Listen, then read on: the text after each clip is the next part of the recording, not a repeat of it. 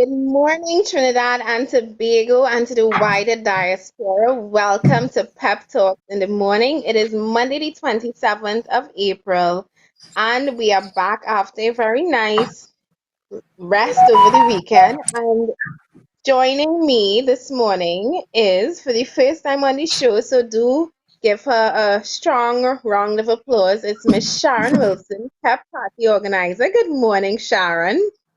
Hi, good morning, all the way from St. Martin. Good Yes. morning, Tran. And now I know her as Shari. So when you hear me saying Shari during the program, it's Sharon Wilson we talking about. But I will be calling her Shari for the duration Please, of the show. please. I will. Yeah. And joining us again is Michelle Davis, her deputy party organizer. Good morning, Michelle. Good morning, Felicia. Good morning, Trinidad and Tobago. I think this is going to be a really nice show because I am joined by the two women, the two queens of party, PEP mobilization. Very fortunate to have both of you in one program. It's something I've been gunning for.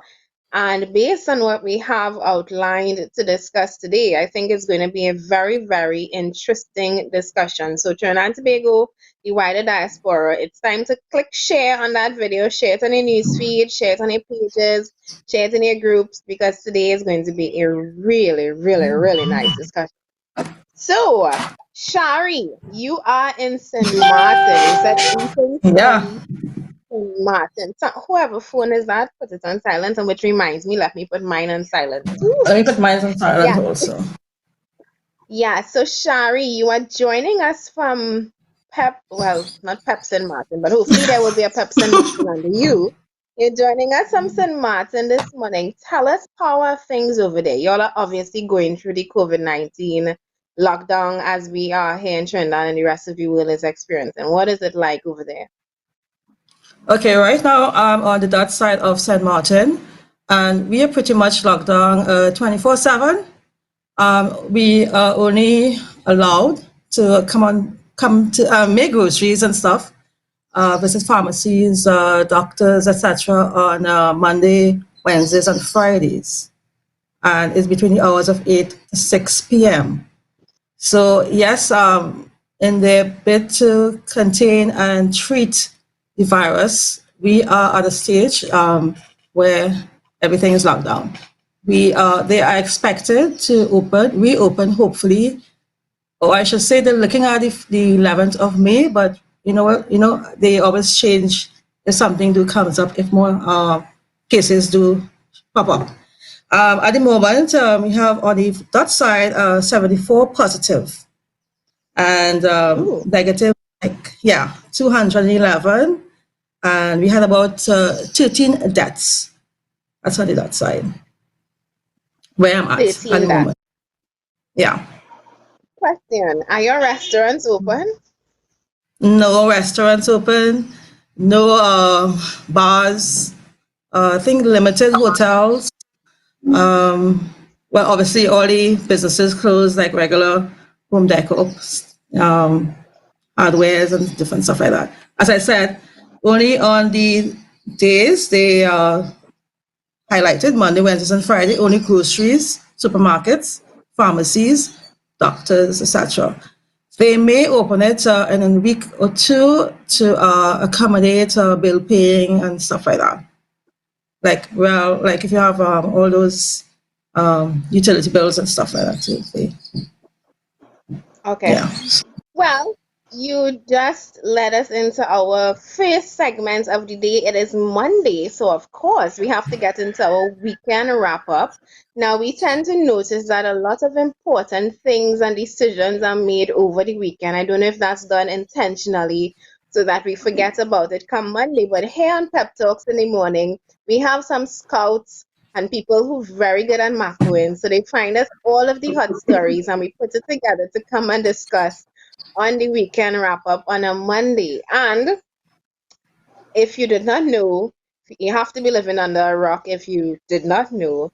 But as of Saturday, the stay home order, which was supposed to end on April the 30th, is now extended until May the 10th. And I believe our borders will be reopened on May the 15th. Now, I was reading this and I heard that on May 10th, there's going to be an evaluation on whether it is safe to declare the country to safe to reopen. And this actually leads into the people's question of the day, which we invite you to call at 9:30, not now, 9:30, to answer the question: do you agree with the government's extension of the stay home measure? But while we waiting for the public to answer that, I pose that question to my two lovely ladies here, Shari and Michelle. We have now been told that we are staying home until May the 10th. Shari, for you in St. Martin, it's May the 11th, right?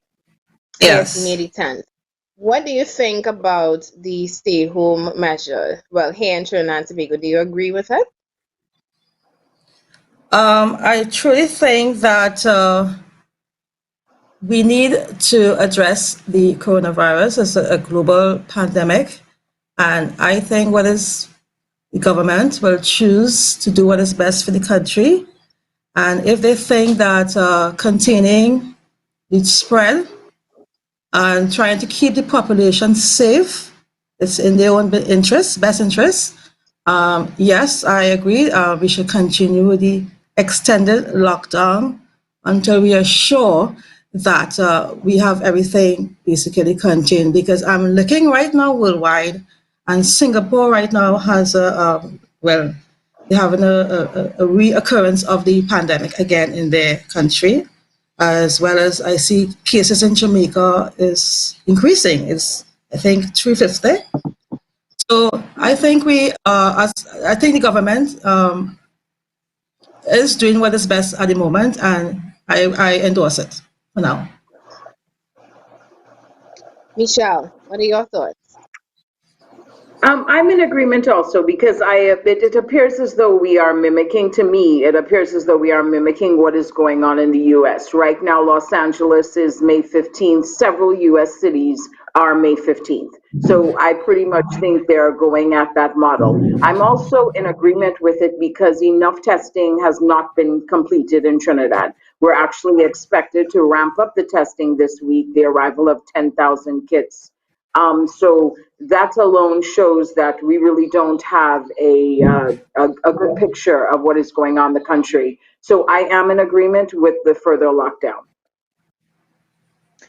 Well, I think I have to answer the question now. Do I agree with the measures to extend lockdown until May the 10th? Michelle, you and I did a show with Philip last week, Thursday, and that Mhm. same day he posted something that I think, and I was telling you guys on the show, I don't think it could have described me any better than what it did. It was a Venn diagram that the first circle, the top circle, was people who were concerned about coronavirus and the deathly impacts on the healthcare system, etc., on people's lives.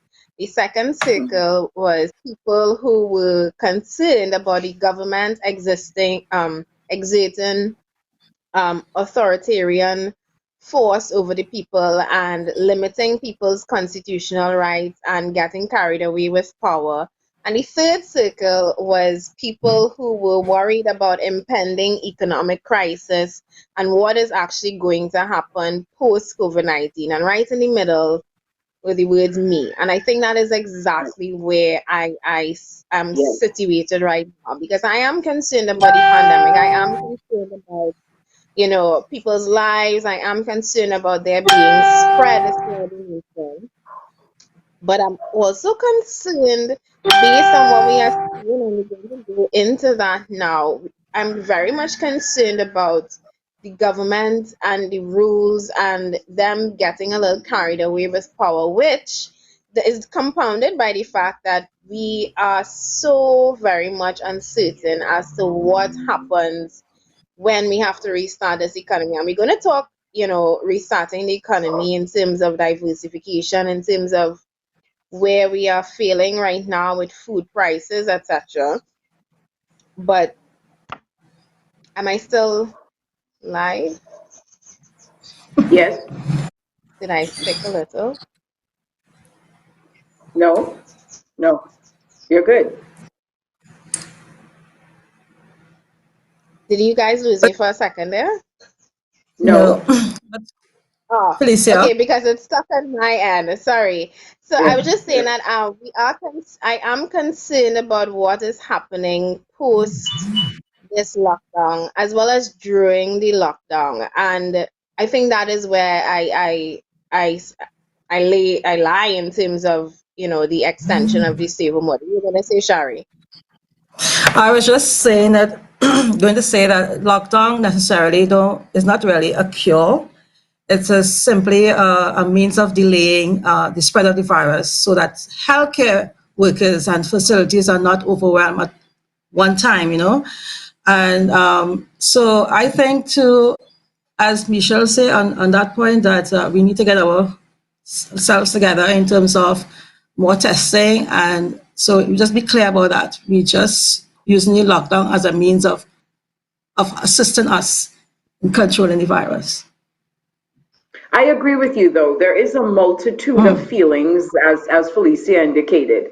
I mean, there is a level of frustration. There is a level of frustration with the government in terms of, are they taking advantage of the situation, or is this required? There is an economic impact as we are seeing it just pretty much play out with the citizens of Trinidad and Tobago. People are extremely frustrated right now, extremely. And you, when you look at it, from last week we started seeing a bit of a little uproar with the citizens of Trinidad and Tobago. So the economic impact is definitely playing itself out with the citizens of this country. There's a great percentage of the population that is not able to basically uh, go out this another 2 weeks. There is a great percentage of the population that is actually hungry right now. I agree. And go ahead, Shari. Well, we live, I think most of the economy or our sector is cash driven. And most of our citizens are daily paid citizens, most of them, and weekly paid. So the daily trade, they don't have the advantages of bank savings and credit cards and online commerce to stay indoors or social distance. So Right. in a way, it's really sad, but they are the ones being affected because the middle class, they think they're still comfortable in terms of their living arrangements. I'm assuming, I don't want to judge, and well, the elites. So that is my whole think about it. Well, I'm glad that you said that because last week I read an article and then Michelle sent a follow-up article, and the article was saying stop shaming people who cannot stay at home, who literally cannot afford to obey the stay home order. And Michelle sent a, a, a, a article from the Guardian that pointed out just how busy Port of Spain was last week Friday, and I witnessed this for myself. There was a day I had to pass through Port of Spain to head to the east, and I felt like it was a regular day in Port of Spain. Stores were open, there were people bustling on the streets, and I mean there was a marked difference. People were wearing masks and they had on their gloves, etc. But like I said, it was just a regular. It looked like a regular day in Port of Spain. People were selling their their vegetables, their fruits at the side of the store, the road. But what the article pointed out that was some stores were actually open, but open in such a way as to make it look like they weren't open. So they would open the gates halfway and let people sneak in under the door and then close it back down in case police were passing. And I mean, it's funny because I remember Stuart Young talking about the guy working in the PTSC bus shed who was selling clothes, I believe, and to pass off as an essential worker, he bought 10 loaves of bread and put it at the front of his window. So he looked like he was selling bread. I mean, it's funny that people are finding creative ways to still manage to keep their business open.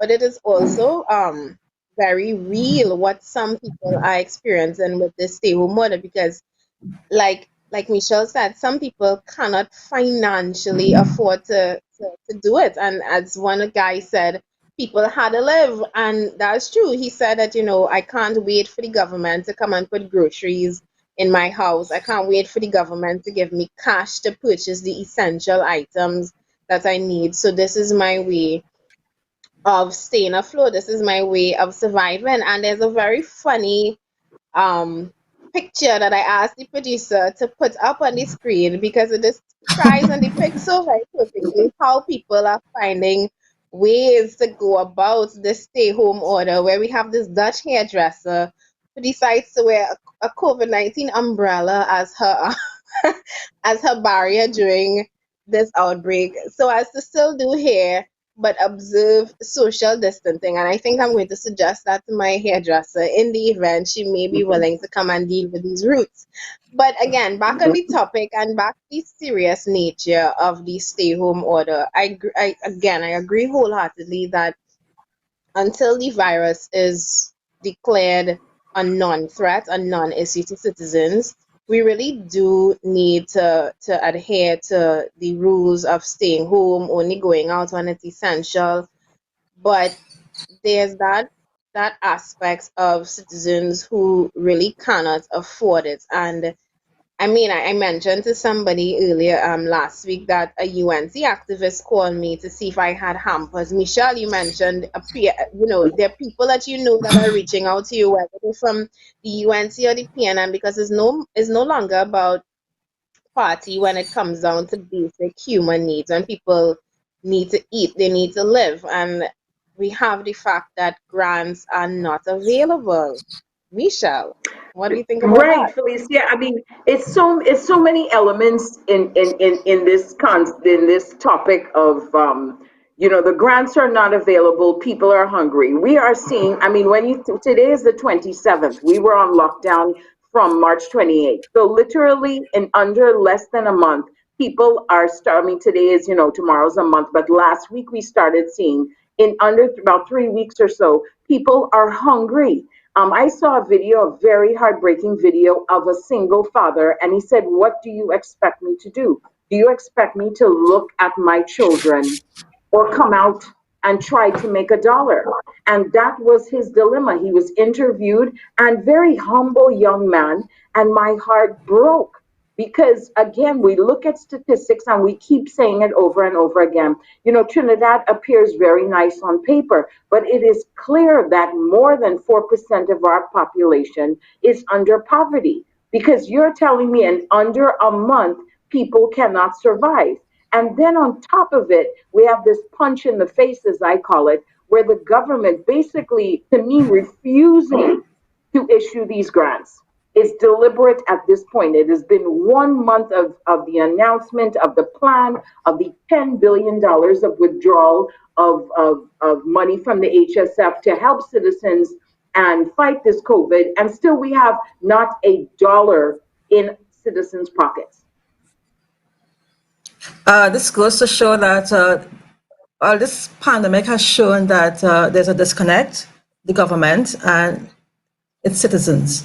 It shows that years of incompetence are happening right now. It's not going to be fixed overnight, and the government needs to try and get in touch, connect with the population again, see about its own citizens. Even there's ways to how I should say, try and alleviate the damage that's being done right now to the COVID and the citizens. So they need to address this. Most definitely. And I mean, today the question of the day was actually going to be inviting people to call in who would have applied for grants to find out if anybody would have received the grant. And I mean, as much as it's not the question today, it is going to be the question tomorrow. And if you have an answer on that, please feel free to also call in at 9:30 and let us know. Because this grant seems to be an elusive scheme that's, again, like Michelle said, sounds so nice, but then I mean, I don't want to say it sounds so nice because I will continue to ask, what is $1,500? I will continue to ask that question until the end of this pandemic until after, when I tell my children the story of the day that we had to wear masks and walk around and we stopped shaking people's hands. I'm going to include, and do you know that our government only gave us $1,500? I am going to include that and let them know that It's some people still never got the grant. The pandemic might come and go and they never see that money. But Michelle, you were telling me also about the excuses that the prime minister was making as to why the grants were not Oh, being distributed. Tell me about that. yes, what was rather insulting, and I'm going to use that word very harsh, was very insulting because the prime minister indicated or implied that it was because of the citizens these grants were delayed. That because citizens who are not deserving of these grants and trying to work the system, that was his excuse. And it does take time to review, and it does take. And again, we look at the bureaucracy. Felicia, we mentioned it last week and the week before about the bureaucracy in Trinidad. And I saw the opposition, they're in the papers this morning saying that the bureaucracy needs to stop to assist citizens. But we've been saying that for about 2, 3 weeks right now with the applications. But the fact that the prime minister basically implied that the citizens were responsible for delaying the execution of this grants was rather insulting. And I watched that part and I switched off afterwards because I couldn't believe the level of, he went to imply that hungry citizens are trying to beat the system. They say a narcissist is somebody who yeah. blames their problems on other people, and I swear he was the textbook definition of narcissist when he refused to accept that it's not that his government is incapable of tracking people on a form, it's not that his government is incapable of being able to vet and verify people. I mean, in Canada, you can apply for a grant in just under 10 minutes and access your money within less than a week.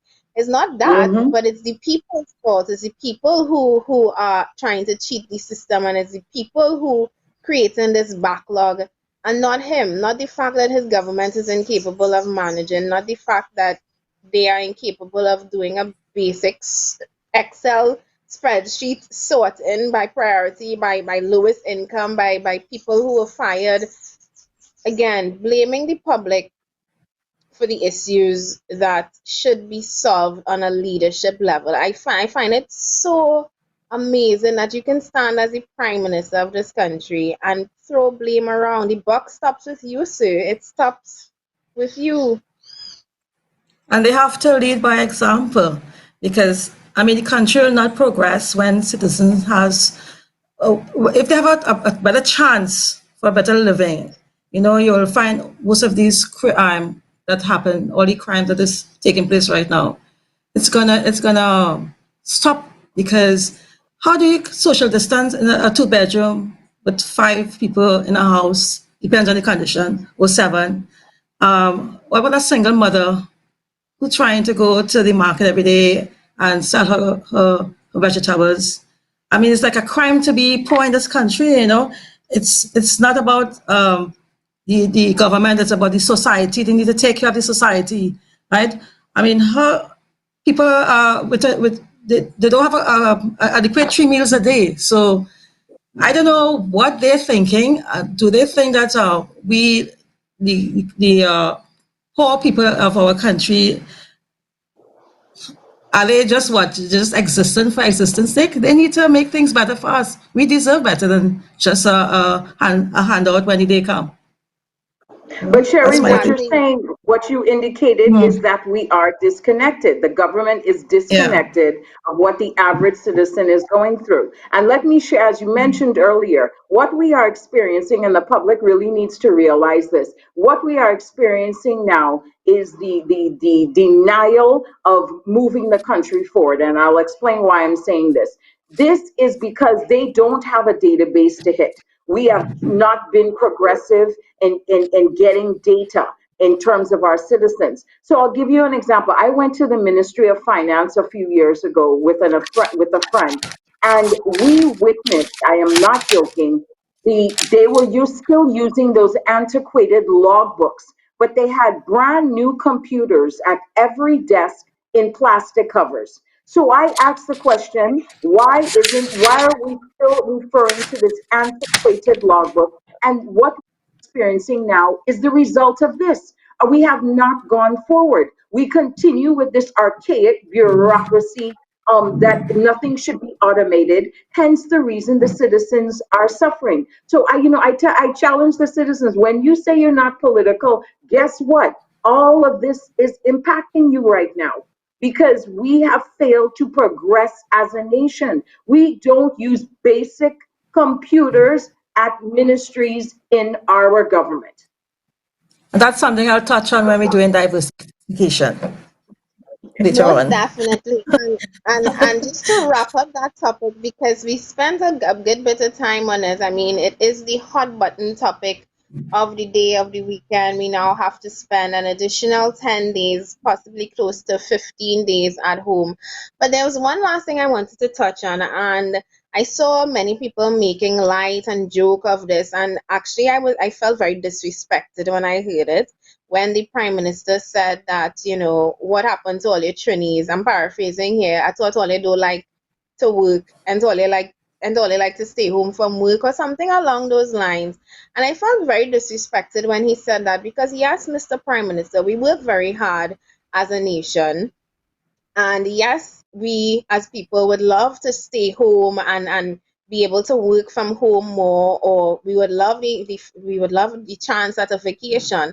But let's be honest, don't be, it was very condescending for you to say that, because the reality of this stay home is that it's not a vacation.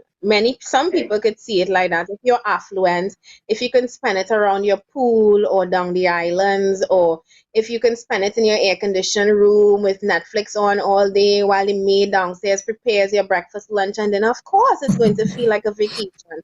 But the reality is, many of us are spending this COVID-19 lockdown. We are also thinking about the next 15 days further from April 30th, as it's concerning for some people. Some people, just like those vendors who had to sneak to sell their stuff on Charlotte Street, they're wondering, how am I going to survive for 2 extra weeks? So no, it's not that we don't like to work, and it's not that we're not appreciative of the time home, but it's that the time home right now literally is costing some people. And I think as a prime minister, he could have, and you could have, Mr. Prime Minister, been a little more, I would say, sympathetic. You could have shown some empathy, because this is not a vacation for many people. This is not a holiday. This is not just throw your hands in the air. For some children who don't have access to e-learning, they are afraid that they're going to fall behind. This is a real scary situation for some people. So don't trivialize the fact that we are staying home and we like to stay home. The first week maybe, the second week maybe.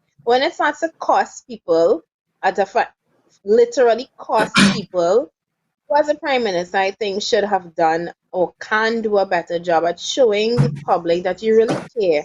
And seeing as you refuse to take a salary cut, now is not the time to be making condescending jokes like I know all you like to stay home. Yeah? Anyway, so moving into the next topic of the day, COVID-19 figures and testing for this week. We are at, as of right now, 1,525 tests have been administered. Michelle told me that 1,235 patients have been tested.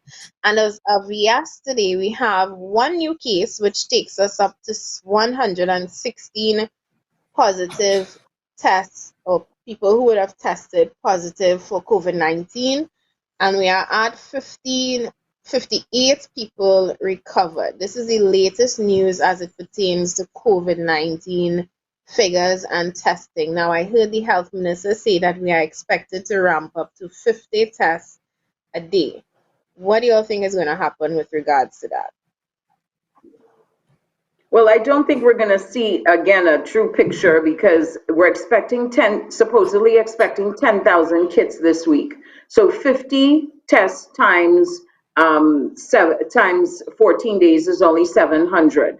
additional samples we're going to receive. Does again, we are so far under the 14,001% rate that we should be testing. As compared to the rest of the Caribbean, we are extremely low. I'm just going to refer to my phone. For example, Cayman Islands right now has a population, let's just say 6,500 people.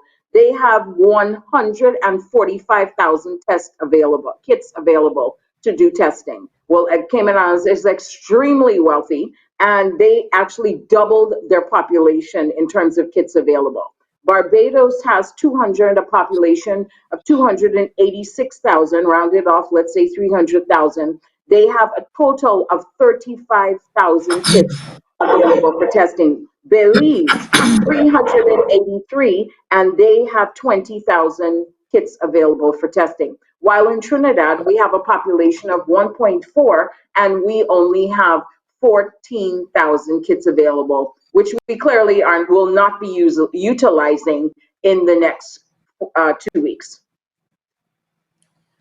We And would you have. wonder if in a country of 1.5 million, you needed what, 1,500 tests?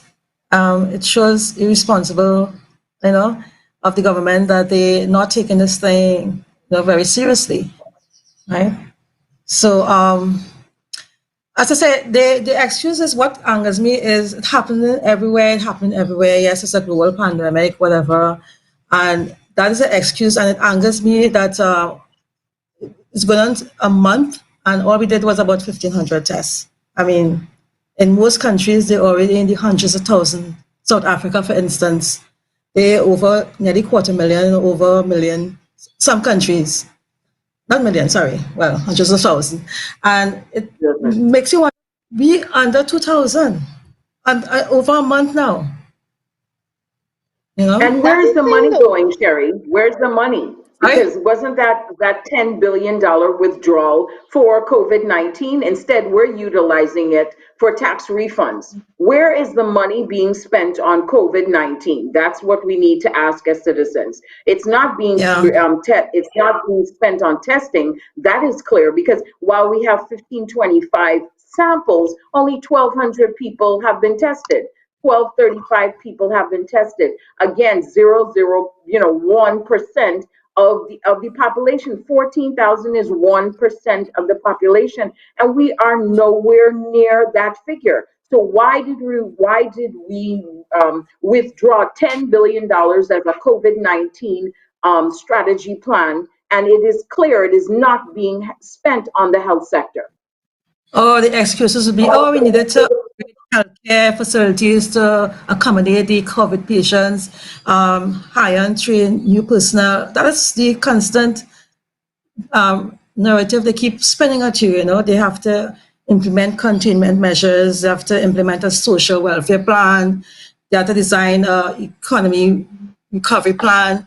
So you hear all these big buzzwords going around, and they're not giving us the real answer of why it is our excuse me, in the morning my throat tends to why it is that our citizens not being taken care of properly. Why? That's the question of the day, because everything that we discussing boils down to the citizens and how they are being treated, how their needs are being addressed during this particular time. And like you said, we have just crossed 1,500 tests, which is just a little over 1% of the population that we have here right now in Trinidad and Tobago.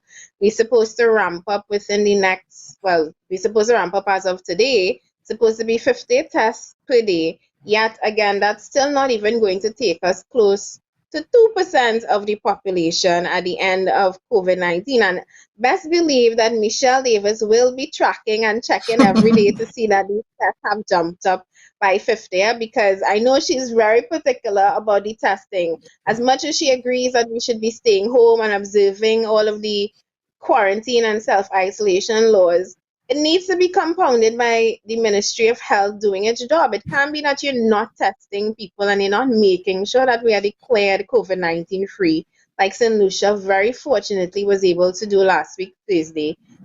And then you come and tell us on the 10th, hey guys, just found out that we have 500 more cases. And I'm being very sarcastic here, but that is what we are hoping as a public not to see. And you know Correct. what? I mean, What yeah. Go, Sherry. what bothers me and what angers me is, it's politicized. A lot of people will provide excuse for the government, and we are trying to get things to be done faster. And you'll always be saying it's not their fault; they are good at their jobs. It's just that things are, delayed at the moment. So, and they make excuses for the government, which just angers me a lot.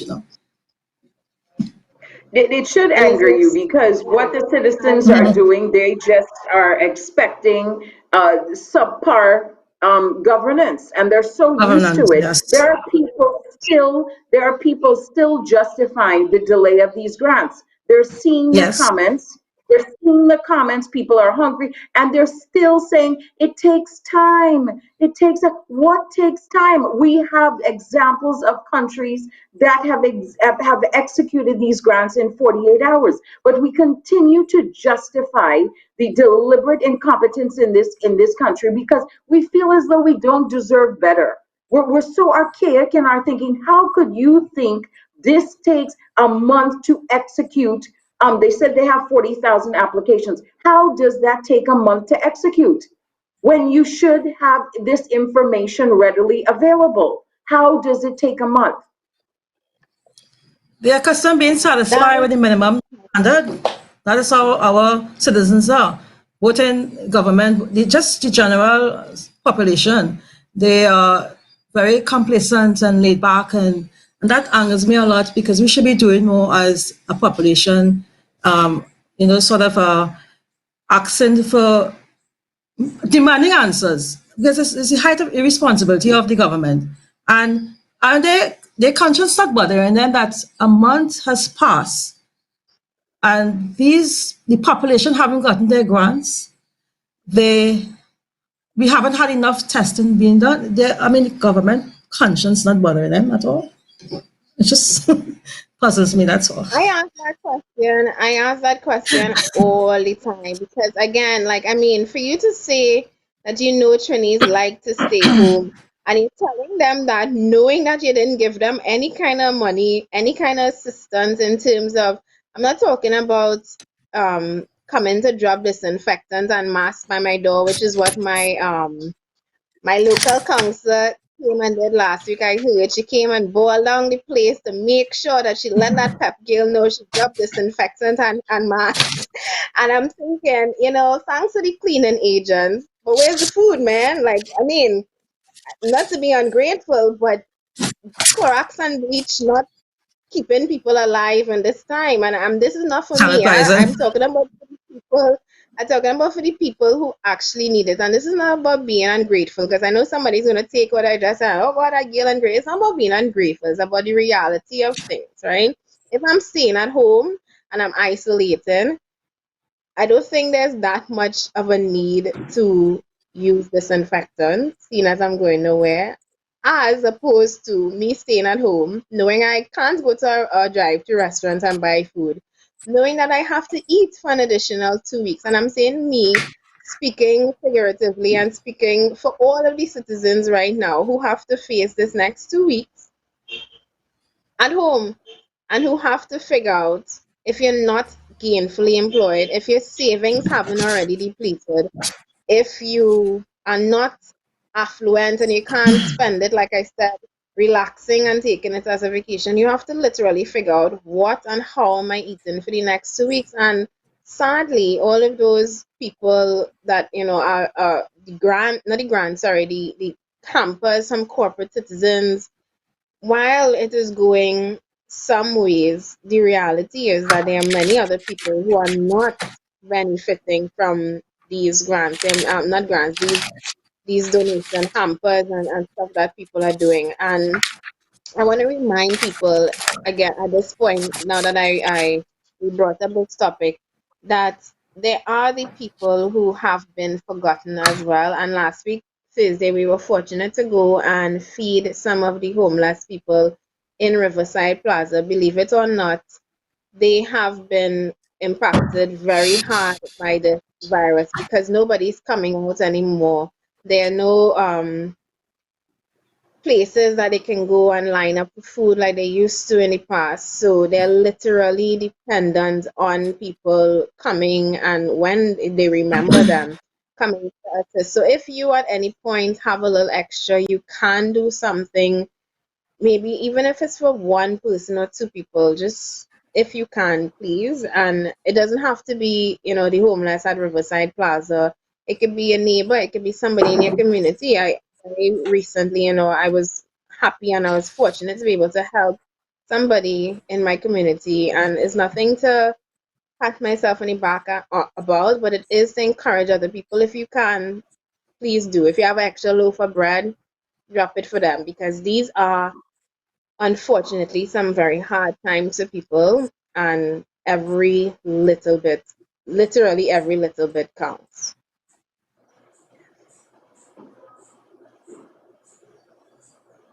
Michelle, Shari, we are close to the hour here, and we still have to discuss the fact that our prime minister has blatantly refused to take a salary cut.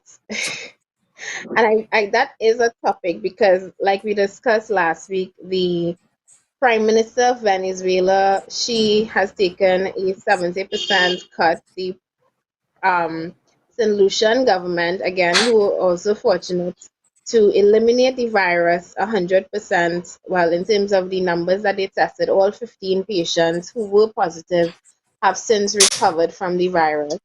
As well as at the start of this pandemic, I believe the Singapore government took a 50% salary increase. And the question was posed to our Prime Minister and his cabinet and his MPs, would they be taking a salary cut?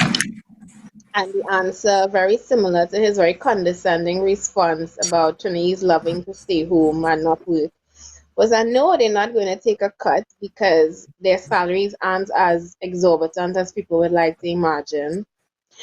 Maybe not, but actually, let's not lie and pretend that they're not making good money. And on top of that, housing allowance and tax-free status and all this nonsense.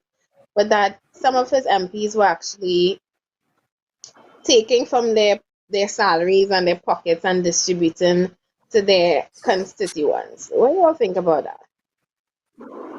Well, I think it's rather insulting because you cannot tell the population stay home without an income, whether poor, whether middle class. You cannot tell the population, okay, I've cut your source to income, and then blatantly just tell the citizens that you're not taking a pay cut. He indicated, after probably being asked several times over the past few weeks, are you taking a pay cut? He indicated that he had donated 50% of his salary, so-called salary, to his constituents. I would like someone to verify that for me. Have you been the recipient of this donation by the prime minister? But what we are seeing here is a total disconnect of how the average person survives. We have clearly indicated that the average person is surviving day to day in Trinidad. They're daily paid workers. If you do not work every day, you do not get paid. So how does he expect the average citizen to take a total salary cut? And you are blatantly telling the citizens, we as parliament will not follow the lead. We will not lead by example when world leaders, world countries are doing this. I agree, Michelle, because everywhere you once you're online, social media, you're seeing other countries, the government is taking a pay cut. And it goes to show that the government don't care about the population. It's a disconnect. They don't know the what is affecting the working class. And this goes back again to transparency. If they were honest from the start and make whatever decisions with the population in mind and earn the trust, any decision taken from the government would have been easier on the public. And right now, it shows that you don't care because you're not taking a pay cut. A lot of stuff is being done in secrecy. We don't know exactly where we stand as a nation in terms of the COVID-19, as well as which we will discuss later, what method post-COVID the country is prepared to take in terms of protecting the citizens and also ensuring that citizens are working again. So everything ties in where the government again is not being transparent on how they are dealing with the population. Well said, Shari. And I mean, in addition to that, we are talking about a world that has changed drastically, literally in the matter of weeks. The entire world will be forever changed because of this. I mean, we're talking the fact that masks may become a almost permanent fixture in society. Yesterday, I went to the grocery and they literally telling you cannot come in if you don't wash your hands. Some places are telling you cannot come in unless you have a mask on. And I mean, these are measures that are literally happening overnight because I went to a place last week and I didn't have a mask and it was okay. Now, that same place you have to, and if you don't have one, they're turning you away.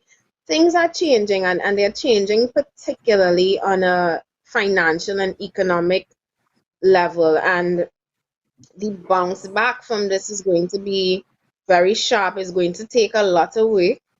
And not only is taking and offering to take a salary cut leading by example, but it is also a way of showing that you are willing to change to meet the new world that we are supposed to be living in. We're going to be living in a world where you can't afford anymore to be paying $80 million a year to transport prisoners up and down Trinidad and Tobago. We can't be living in a world where government ministers and MPs can be driving Maseratis and Bugattis and um, limited series bands. We can't be living in a world like that anymore. And it more than leading by example, you need to show that the financial burden does not just rest on the citizens. It can't just be the taxpayers, like Michelle said, who are being impacted. It can't just be the taxpayers who have to now cut back and revisit their budgets. Satish Ramswad, he made a joke this morning that said,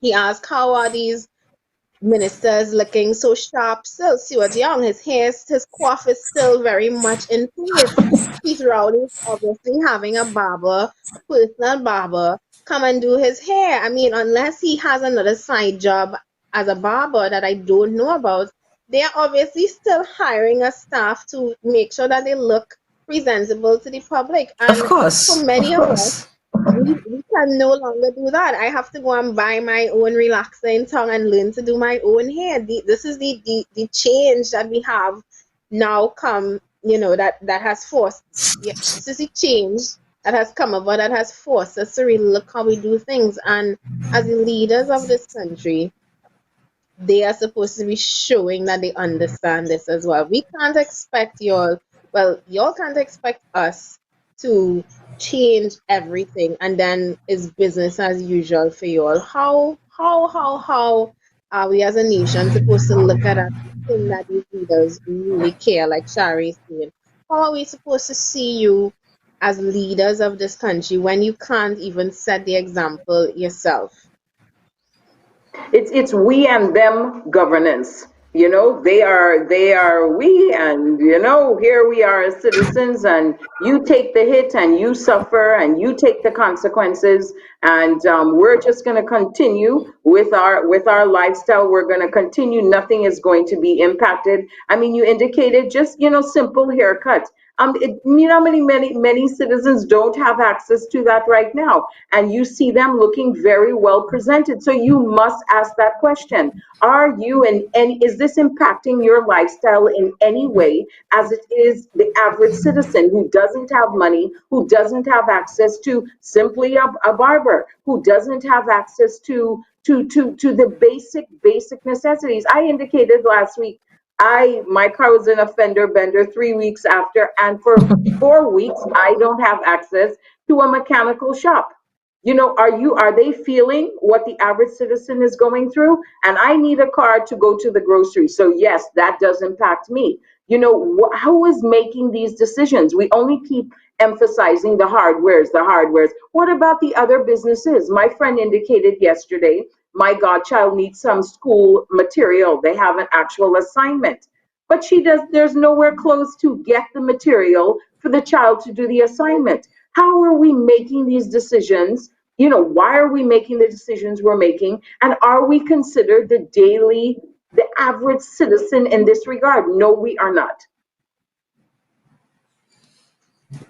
As I We said, aren't. they governments have to start all over again and back the trust of the citizens, and that will only start from being a disciplined leader with integrity, and start working from the bottom up.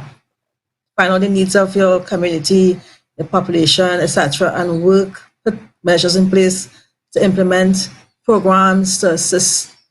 And until that happens, we have to change this whole system, and we can't find put a sword on a plaster on a sore. Basically, you have to find a cure for the issue what we are dealing with right now, and it's a lack of trust and a lack of transparency. So take some And time. well said, Carrie. And I pose this to the population, particularly the population who has not yet woken up to the reality that all that we see on paper is not all that glitters in gold. Let me put it that way. I love that phrase because it particularly in this case it describes everything that we as citizens are feeling now. Because I said at the beginning when the government was saying one car for you and $1 million for you, and I mean I'm exaggerating here, but when they started throwing out these grants on paper sounded so nice, just like when Oprah used to throw out her cars for her audience and $1 million and all that. It sounds really nice. But I think Oprah actually used to follow up with the things that she promised. I don't think that she ever used to give people cars and then when the show is over, guess what? You're not going to get your car until you apply for this car and fill out forms and get your employer to sign and let them. I mean, this is what I'm joking here. I'm making a joke to actually highlight a very serious issue. And for the people, like I said, who have not yet awoken to the reality that all that glitters is in gold, you need to start paying attention to it now. I'm seeing people, Shari mentioned the middle income families, middle class families who may be better off. I don't think that's the case right now. I know of people who you thought were financially well off who are very much strapped for cash right now. All of their business was tied up in loans and capital investments and in terms of cash flow, because that's what you need right now, cash flow. They are strapped. I was listening to a man recite on Philip read somebody sent him a paragraph that was explaining that his sister owned a bar and she had to pay $20,000 rent last month, even though her bar wasn't in operation. And then the landlord is saying, I want rent for this month. And she's saying, I literally cannot afford it. So what does she have to do but vacate the premises? And for her, imagine the pain of having to spend $20,000 last month, that where you didn't make any money, and then at the end of it, you still had to move out of the business. That had to have been a hard hit. And to somebody looking on the outside, a bar owner is somebody who doing well. Yeah, you're making real money, but even like I say, even the middle class people and even those you thought were well off are experiencing the impacts of this right now. So no, Keith Rowley, you giving 50% or so-called giving 50% of your salary, because I am going to post on our Pep Digo Martin West page today, right after this program. Keith Rowley said that he has donated 50% of his salary to his constituents. Have you benefited from that? And if you have, please let me know. And I need to know, because let's give credit where credit is due. But it again, if you even if you did do it after a month, that's not enough. It's not enough to stop after 1 month. You sit on Keith Rowley sits on several boards, several committees. You can't afford it. we know you can't afford it. Let's not pretend that you can't afford to give up a month, 2 months, 3 months worth of salary. People calling for 75%. I say donate your full salary. I'm that bold faced because we, the taxpayers, are paying your salary. It's only nice and it's only fair that you give back to the same people who have you there. Yeah. Felicia, he mentioned yesterday one of the questions in the virtual press conference was taxes due. And to those that don't I want to realize mention that. taxes, Yeah. yeah, taxes have not been Yeah. waived. And his answer to that, to paraphrase, was basically there is no waive of the deadline because that is money that has already been earned. That was his response to people paying taxes this month. That is already for profit, as he indicated, that has already been earned. So, in other words, pay the taxes. Now, tell me where in Yes. this Yes. would you take, let's say you owe 20,000 in taxes and you don't know what's happening the next couple of months and you have the 20,000 there. You really think you're going to take it and turn it over to this government? Instead of keeping it in your bank account to secure that you can make it through the next few months. Because let's be real, with the business owners, it's not going to just, business is not going to pick up as usual. People are in a deficit right now. So the audacity of him to say that taxes are still due. The US, I know, has extended the tax deadline several months. Why can't that be done? Why do we continue punishing the average citizen in this country? I'm in agreement with that because let's paint a scenario with a small business owner. In 6 months, he can lose his business. He may have to downgrade his house and car. Worst case scenario right now, on a daily basis, he may have limited food to eat. Babies need milk. Kids are hungry. I mean, it's just a little perspective of what an average citizen of middle class, because you say, I just mentioned they might be a little better off. But when you already paint the picture of middle class too, they are in 6 months' time, if they are not able to, as I said, maintain their business and their mortgage payments and stuff like that, they are also going to be in real trouble as opposed to the poor man who basically has been accustomed living with the bare necessities. All right, they could make do with a loaf of bread. I'm just saying, huh? So it shows the disparity on what will happen in the next few months. It will because when and I believe it was Philip self who pointed this out. It's not like when the COVID-19 home order ends on May 10th or 15th, that the 11th or the 16th is business as well. If people have their deferred mortgages to pay, people have um loans that you still have to pay off. You have business doesn't just restart like that because money now is going to be prioritized to the critical things. And I mean, people saying that, oh, I can't wait until after COVID-19 to go and do my hair. The reality is, for some people, doing a hair might be a luxury right now, and it may not be as you envision it. That KFC that you're gearing up to go and line up for, you want to spend $40 on a snack pack, or you want to put that $40 towards your phone bill that B Mobile going to come knocking on your door to get paid come end of COVID-19. And for some people, even now, I know people are being threatened to get their phones cut.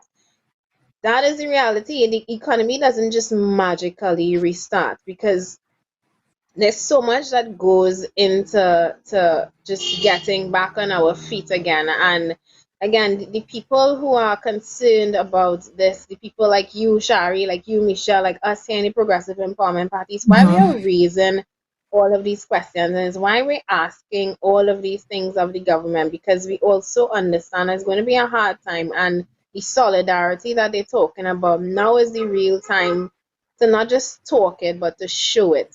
I mean, collecting taxes now is absolutely ridiculous, and I have no idea how that is even a topic of discussion for this mad group of people we call leaders of Trinidad and Tobago.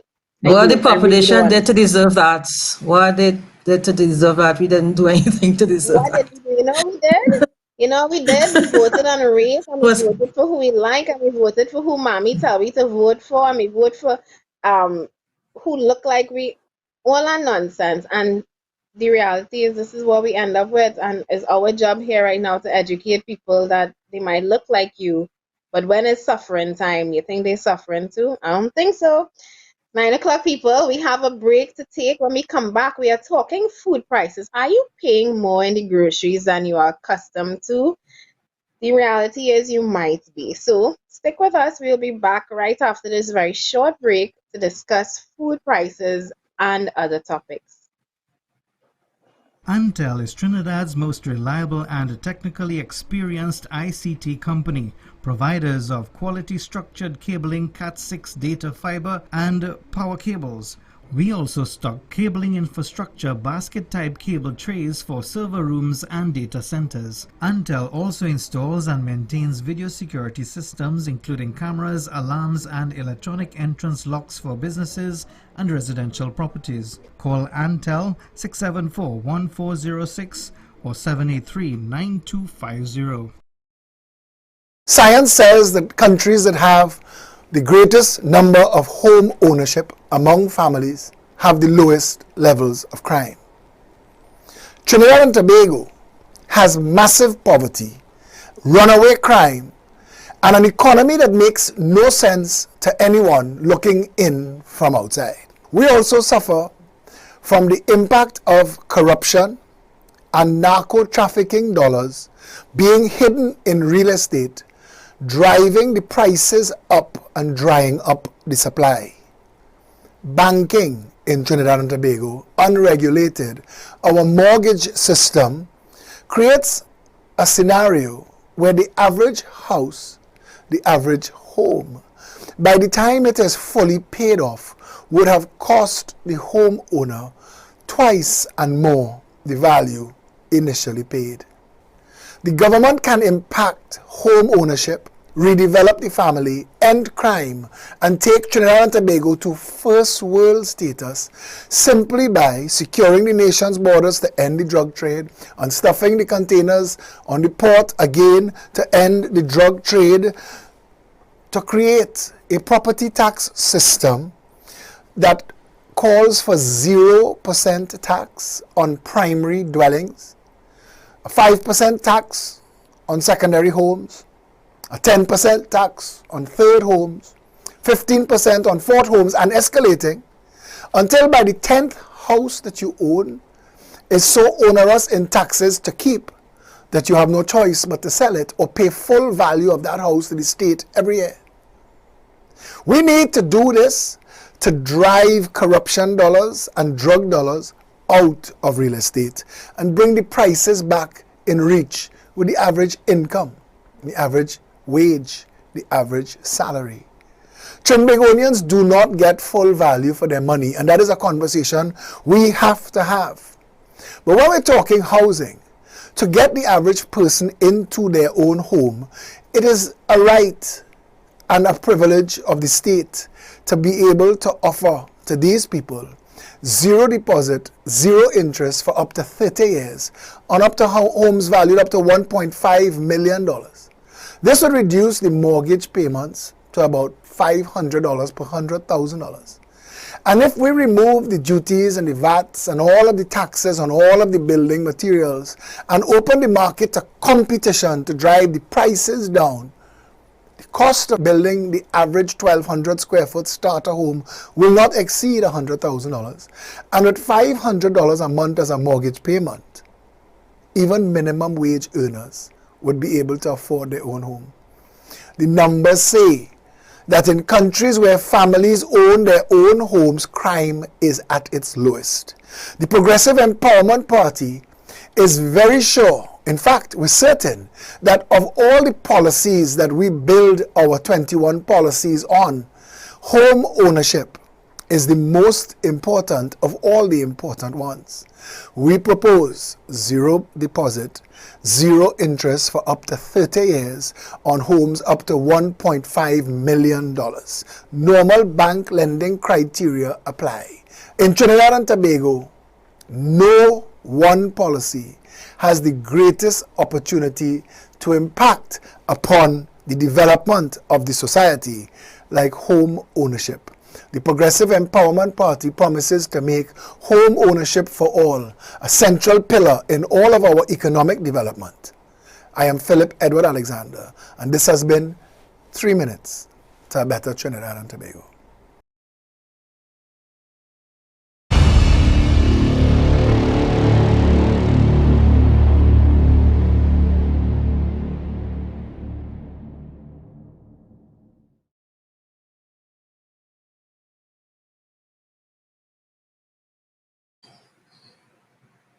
We are back and we are on the topic of food prices. The Supermarket Association of Trinidad and Tobago has confirmed that yes, we are paying higher prices for food right now. And with everything that we have been discussing, the fact that we don't have grants, the fact that people are down to their last drains as it pertains to savings, etc.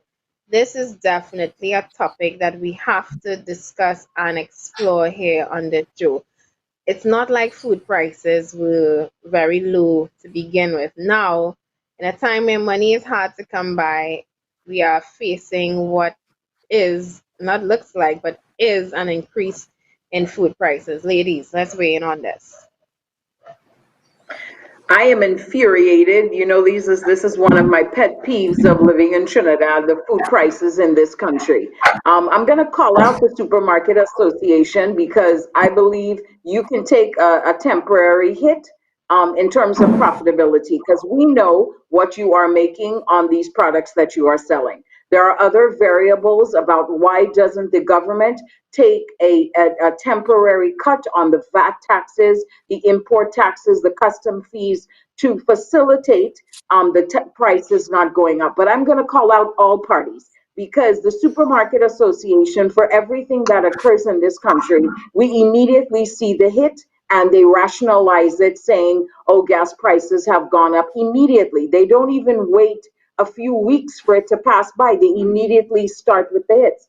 No, food in Trinidad is astronomically priced. I have traveled the world. I have written about this. This is a topic of anger to me when you go and you see something selling for 50 US and in Trinidad it's 16.50 for the same yogurt that you can buy 50 US in the grocery. So everyone needs to, the Supermarket Association has to take a temporary hit on the profitability. We all are in the same boat.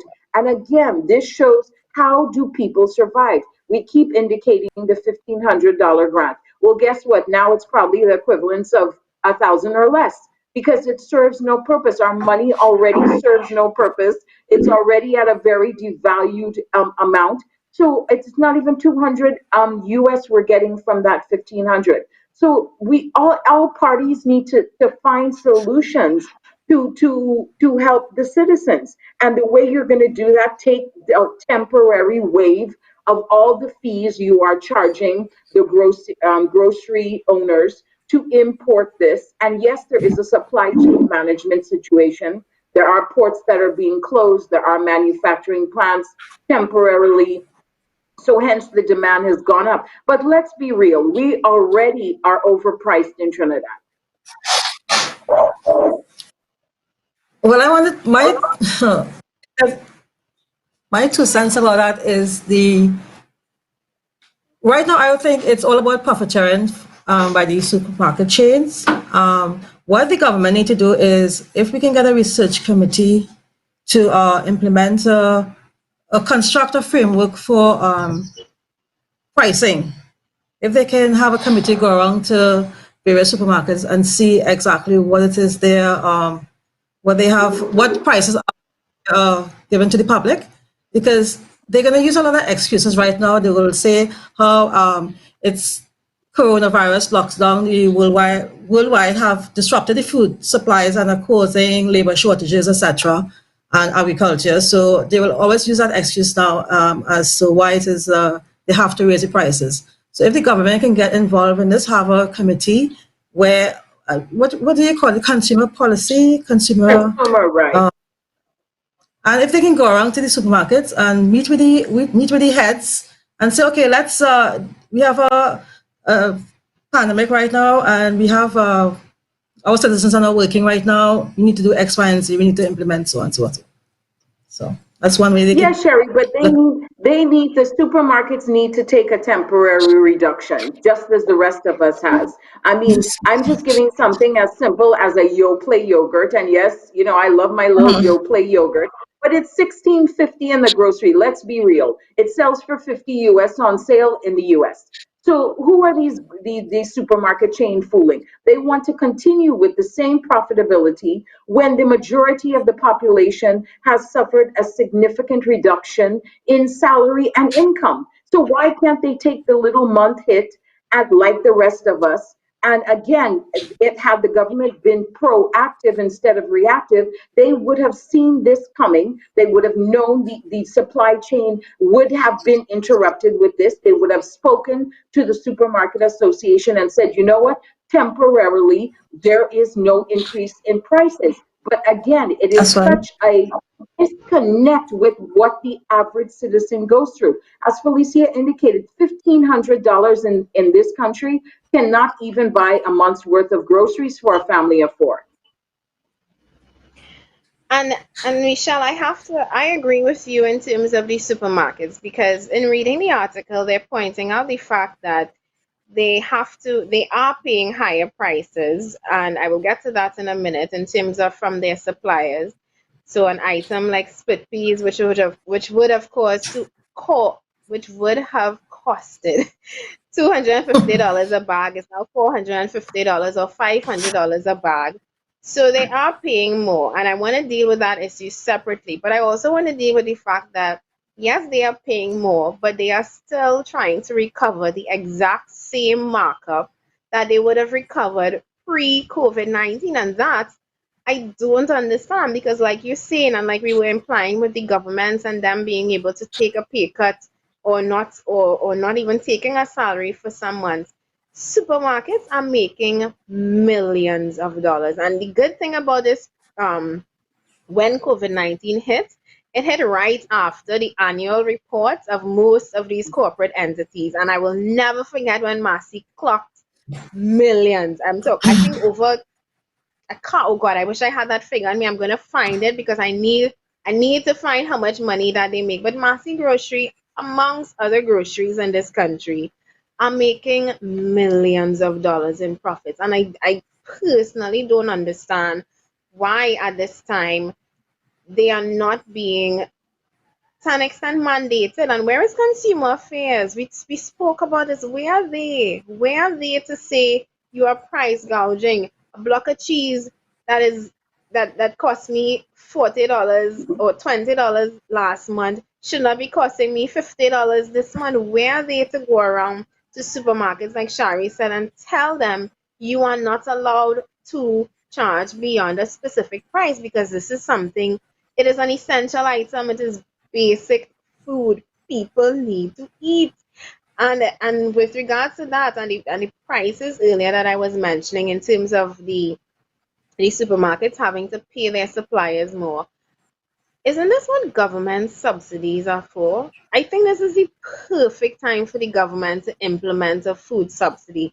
So maybe rather than trying to or promise $550 to a family for food, maybe you should be dealing directly with the food chains themselves, ensuring that we have a 2 to 3 month subsidy on certain food items. So yes, you are paying more to import, but we, the government, are going to cover the cost that it pays extra so that it doesn't fall back on the citizens themselves. And again, these are measures that I believe should have been implemented. These are the things that we should have been talking about. And I don't know if it's to say it's too late to do it, but it feels like it's too late. I went to the supermarket yesterday and I promised myself I wasn't going to spend more than $100. I spent about three. But the reality is you have to pay more now to get the same items that you would have been still paying plenty for a month ago.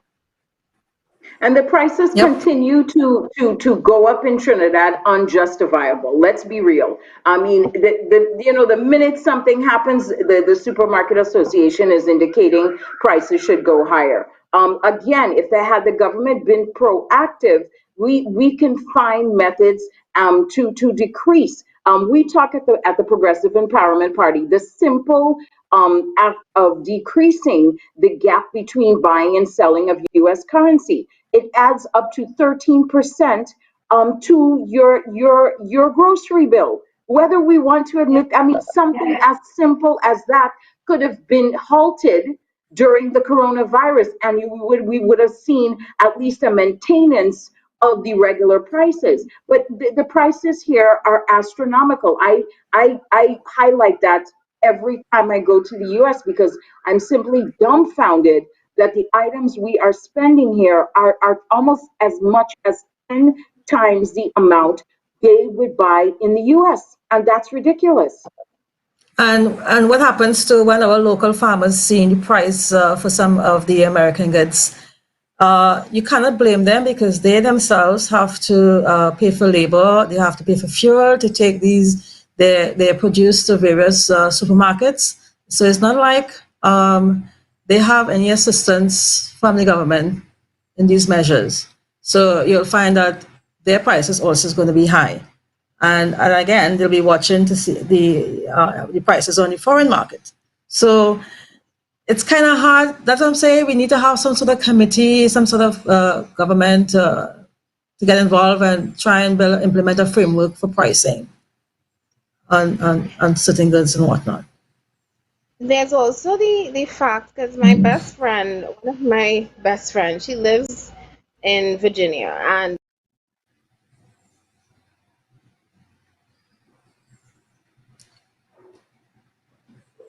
Did we she lose? said to get them over there, We or lost it you, actually yeah. might cost. Yeah, you have me. Am I Yes. back? Yeah, my friend was saying that there are items that she actually waits to purchase when she comes down in Trinidad and Tobago because I'm sure most people know that there are some South American market products versus American market products. They may differ it Mhm. slightly. And because of that, she may actually end up paying less for it down here. And I was explaining to her because she was saying, based on what I earn in the States and based on the conversion rate and what I buy, sometimes things are actually cheaper for me down here. And then I had to explain to her that same thing that Michelle was saying earlier, which is that the spread is so we're paying more for things here locally because we're also earning less in terms of salary. Minimum wage in the States can buy you a full meal. Minimum wage here in Trinidad and Tobago, you'd be lucky if you could buy two and three doubles. And that's just the reality. By the time the money that we take in to spend on food, I mean groceries alone for a family, I've been tallying my grocery bill for the period that I've been home during COVID-19, and it's well over $1,500, and it's been less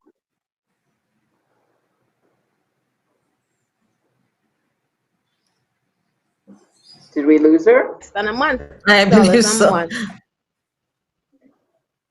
You're spending upwards of $2,000 a month just to eat, and compare that to minimum wage, which is what, $2,800 a month. Yes, average.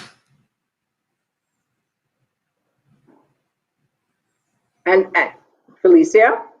Felicia? Am I breaking up? Yes, you are. Yeah. Yeah. When I hear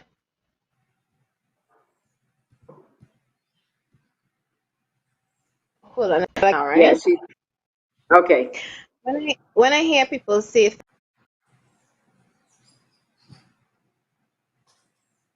things like, well, I'm only saving about $2 and $3, right? Because the price difference these days is not much different.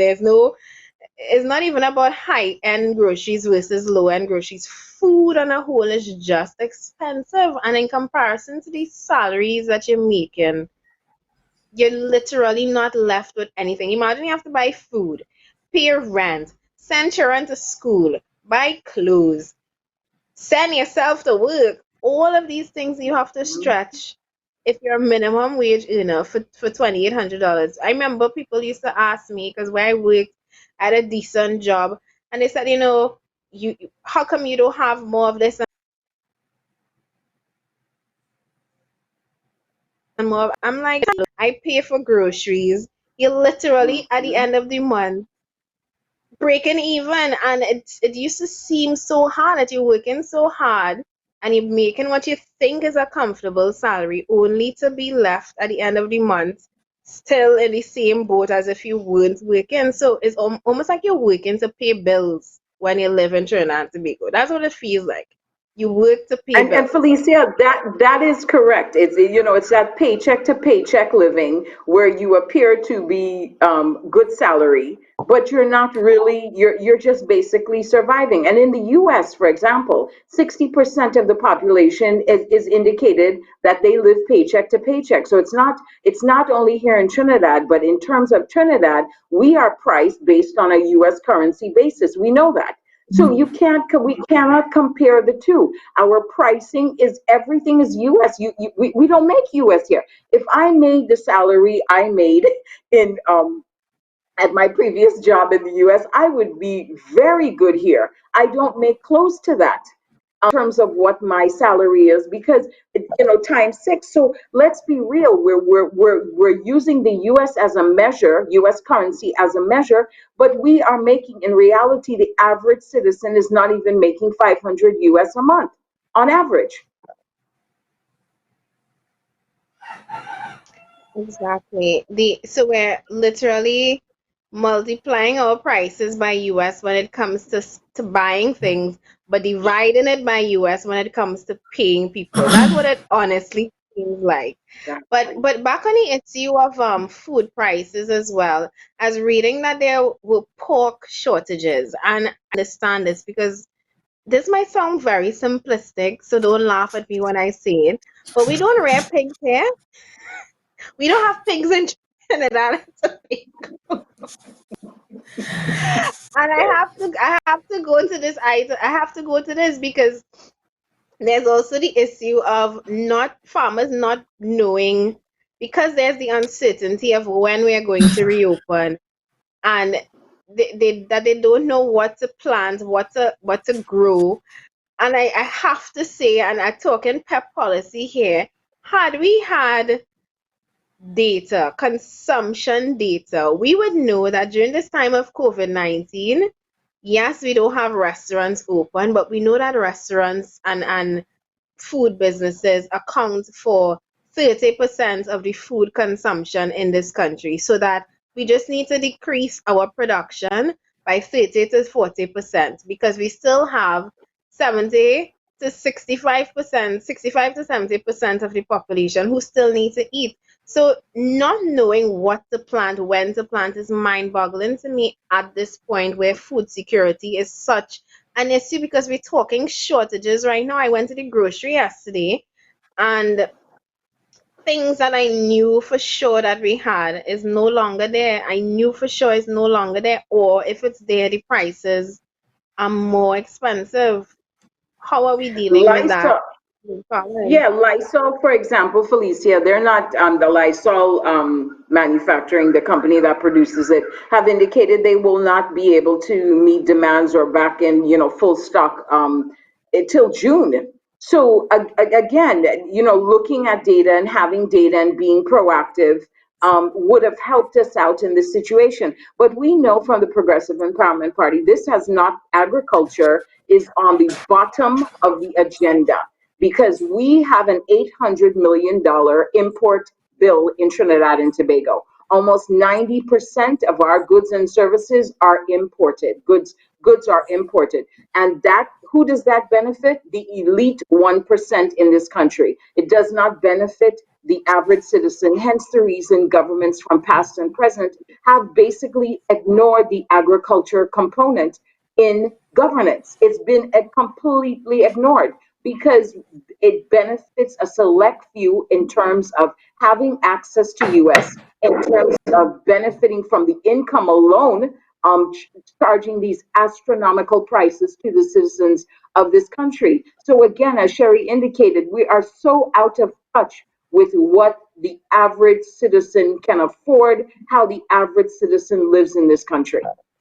I just want to add one thing though, as we in agriculture, which is something oil of water, but seeing that we are on agriculture, the world is changing, and the food industry is one also is being transformed, and things are being done digitally.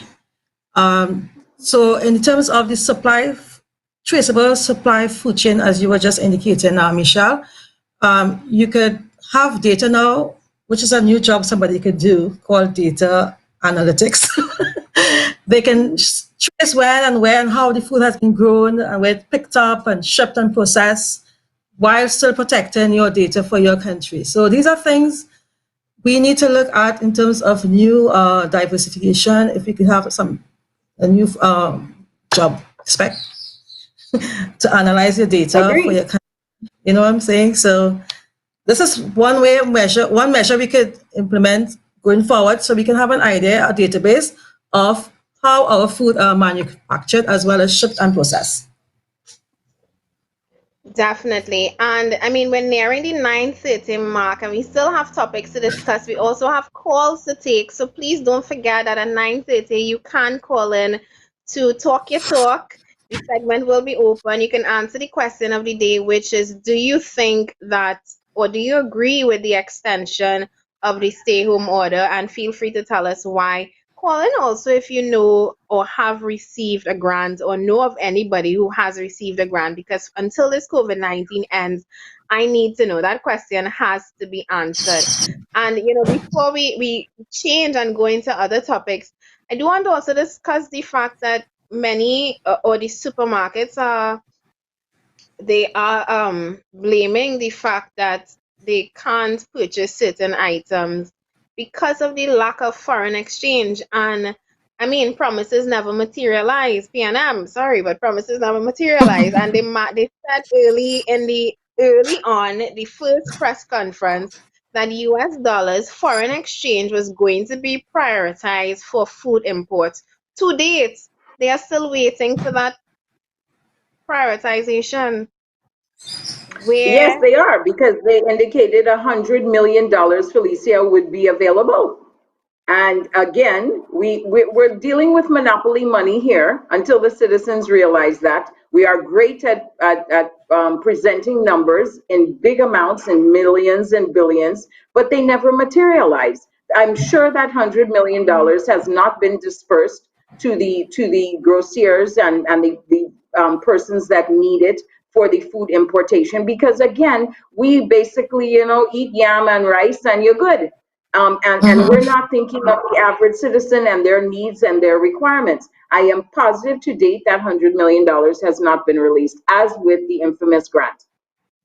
no, it hasn't, and that's what they're saying. They're saying that the promise that the Prime Minister made at the start of this, which was to prioritize and release that money, it hasn't been done yet. Again, this is week five. Five people. Actually, for some people, week six, the start of week six.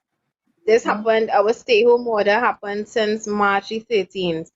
We are starting the sixth week for us here at home, starting the sixth week of the government saying that they're going to do this and they're going to do that, and the critical things that need or had to be addressed are still outstanding. And I mean, I don't know if they're waiting until the end. I You know what? I have a question. If you didn't get your grant from last month because they promised you 3 months, is it that you're gonna get a lump sum comes the second month if it is you missed out on the first, or is it that you're going to get it a month extra? I would really like to know, because you can't say that you can get it up to 3 months and I applied for 3 months, and because you didn't give me last month, I'm only now entitled to 2 months. I still had to eat and live last month, even though you didn't give me the money, or something to consider. Exactly. And basically, what's going to happen is if they do lift it by May 15th, it's just going to be a month's worth of checks issued by then. We know that's not going to. And 3 months, it's going to be, well, you're back to work. So what am I issuing? That was a big portion of the COVID-19 relief budget. And again, we are not going to see the 40,000 or plus applicants that applied for that. We are not going to see them get 3 months of money. They're barely, if they're lucky, going to get a 1 month check by May 15th. Hmm. It's If election year, so, Michelle. You never know what will happen. For all you know, you make all those checks. So, I mean, you foods. never know. You never It's know. 9:30. Yes. It's 9:30. The lines are open. Please feel free to call in. I have to do a birthday shout out because we have our birthday club. Whenever there's a Pepper is celebrating a birthday, so I would like to wish happy birthday to William Nightingale. I do wish you a very wonderful day today. I mean, everybody's celebrating a birthday during COVID-19. I know you are forced to find new and innovative ways to celebrate because you can no longer go to the bar and drink or go to restaurants and have dinner. But I hope that you would find something else to do to make your day just as special. Happy birthday to you with confetti and balloons and all the nice, funny, and happy, sparkly things. Yes? 9:30 again, feel free to call in. But we're moving into our next topic while we wait to see if we get any calls, and that is diversification. Because everything that we discussed today, particularly that last topic on food and food prices, the fact that I mean, one supermarket is saying that there's shortages in things such as split peas. I mean, I wouldn't expect that at all, but it's something apparently that we import. He used to get 25 bags, now he's only getting five.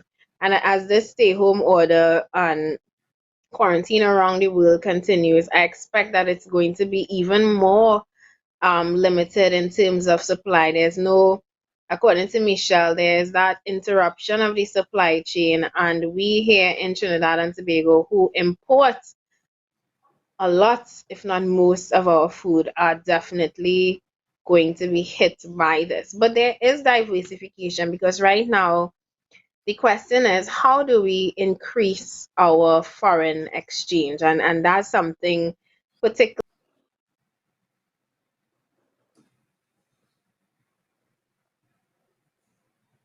You've lost now her. and pardon? We just You lost lost you a me for bit. a second. Oh. Yeah. Yeah. I was saying particularly where the price of oil has fallen below $25 a barrel and we have no real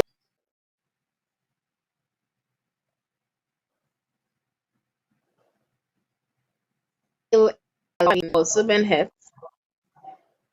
We have to now look at ways to diversify the economy. And I know this is a baby, a pet project of Shari Wilson, so I will let her lead us into this Well, particular discussion well, for the morning. let's face it, Michelle and Felicia. The naked truth is we need to review our state of affairs as it pertains to our economic and social resurgence from this pandemic. And since oil is no longer a lucrative measure or asset, we need to look at a plan-based, format to assess our future jobs besides the oil market. And therefore, it is important to rework our business models. We need to get new ideas. This new crisis provided a great opportunity, actually, for us to emerge successfully. I mean, from the challenges we face at the moment. So I think we need to find niches where we could ramp up. Also, if we have business already, we could probably expand or enhance it. So, there's more diversity instead of less diversity.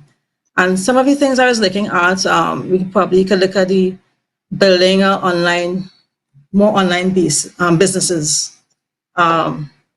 Such as now the market has opened up for various digital type business like online catering, food catering, the health industry.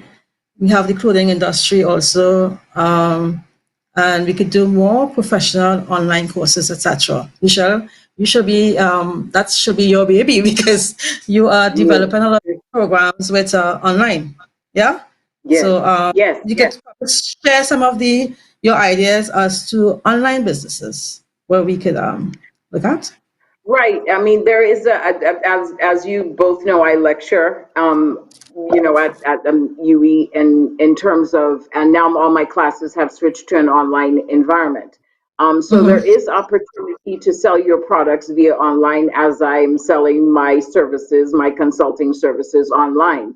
It is an opportunity for the citizens of this country also to really look into the online possibilities of learning, because what's being presented now are new opportunities of product enhancement. What I noticed for Harvard, for example, has 80 courses that Harvard is offering 80 courses free online for citizens of any country to basically enhance their business knowledge. And that is something that we definitely need in Trinidad. We need to start thinking, as I tell my students, from a first world perspective, and stop measuring ourselves by the standard that we currently observe in Trinidad. I agree. We just had a call coming in, so Okay, sure. let me he tried me twice actually, but I didn't want to cut you off with what you were Sorry. saying. No, that's fine. I was trying to call him back. Oh, hello, good morning. Hello. Yes, hello. You hear me? Morning, yes, you're live on Pep Talk. Hi. Good morning, Felicia. Good morning, Michelle. Good morning, Shari. Hi, Morning. morning. No, I know. My thing is this, right? Where that grant is concerned, I just get a feeling that that'll be just part of the government about propaganda, meaning that they'll pay it on like a lump sum and then switch it to make it some kind of, government propaganda now. You understand? Yeah. And second thing is that, Felicia, I don't know if you're starting to understand, but I just find that I've seen a lot more homeless people in recent times than I ever seen before. No, that's It's, true. it's like where all these homeless people come from. It's like every day I'm passing to see more and more homeless people, which means things very bad. It is. Not to mention the amount of feces is seen on the pavement, Hmm. which is just tragic on those. And Ogo and don't mention the food prices. I go see I see a bag of grocery cost $100 plus. I want to cry, Hmm. Because Dano. And one more thing, um, the food import bill, I find that very high. Though. It's how much should you say? 800 million, Michelle? Yes, that's the figure I saw. 800 million import. We import over 80% of our products. So think about it. 80% of the products that you see in the grocery are all imported from the US. Hence the reason the prices are extremely high in Trinidad. So we are extremely dependent on importation, which leads us to, our questionable relationships. If there was an embargo put in on Trinidad, we would be in a die-hard situation in terms of our ability to feed ourselves as a nation. Okay, so basically, we screwed ourselves back. We did. Successive governments have screwed us hard by their inability to get Trinidad and Tobago food independence. Self-sufficient. Yes. Yep. And I mean, there are things that we definitely have to export, but there are things that we should not be importing at all. I mean, split peas. When I'm reading about it, that we have a shortage of split peas. Garlic, I could never get over the fact that we import some of our garlic. That's things that we should be making and growing here. So a shortage of recipes, how we gonna make roti? I don't know, but I definitely need to make sure I stock up or get some roti, some split peas before it becomes something that is scarce in the groceries. Yeah, because without roti skin, I did. I got roti about my You and many of them. Caller, thank you very much. Anything else you want to say before we open your lines again? Nah, that's it for now. Have a good day. You too, and thank you much for Okay. calling in on the Mhm. You're welcome. program. I mean, we on the topic of diversification, and I know Shari, you are discussing areas apart from agriculture, etc., that we can go in. And I mean, everything that you and Michelle are talking about is true. This is the digital age. It's time we take our business and market ourselves and make ourselves profitable using the tools available to us that are provided by technology, and really be able to expand our our service. I mean, look at India. India that people used to laugh at, that made itself the call center of the world, actually they parachuted themselves into the biggest middle class in the world, and that's something that people used to laugh at, people answering calls and whatever you call, and you would get somebody with a very strong Indian accent saying my name is John, and you know his name is not John. But again, that was something, a model that they were, that of technology, of early technology, when you think about it, because you're calling a local number and literally being dispatched to somebody in India. But they were able to use that technology of 15 and 20 years ago and make themselves a global player in terms of expanding and growing the economy. We here in Trinidad and Tobago, when the Prime Minister said and asked the question, how do we diversify? Obviously, there's nobody within his cabinet, within his parliament, that is thinking first world, that is thinking forward thinking, because there are so many options available. Going back to And agriculture, yeah, go ahead. You say something. You say what you're gonna say.